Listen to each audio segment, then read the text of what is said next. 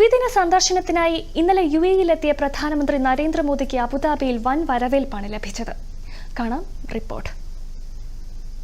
യുഎഇയിലെത്തിയ പ്രധാനമന്ത്രി നരേന്ദ്രമോദിയെ president Sheikh Mohamed bin Zayed Al Nahyan ആലിംഗനം നൽകി സ്വാഗതം ചെയ്തു. തുടർന്ന് പ്രധാനമന്ത്രിക്ക് ഗാർഡ് ഓഫ് ഓണർ നൽകി.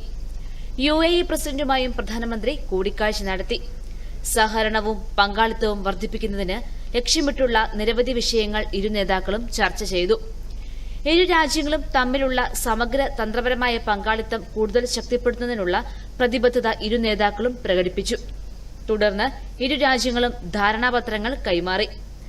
നിക്ഷേപ കരാർ, ഇലക്ട്രിക്കൽ ഇന്റർ കണക്ഷൻ, വ്യാപാരം അടക്കമുള്ള മേഖലകളിലെ ഇന്ത്യ യുഎഇ സഹകരണത്തിനായുള്ള ധാരണാപത്രങ്ങളാണ് ഇരു നേതാക്കളുടെയും സാന്നിധ്യത്തിൽ കൈമാറിയത്.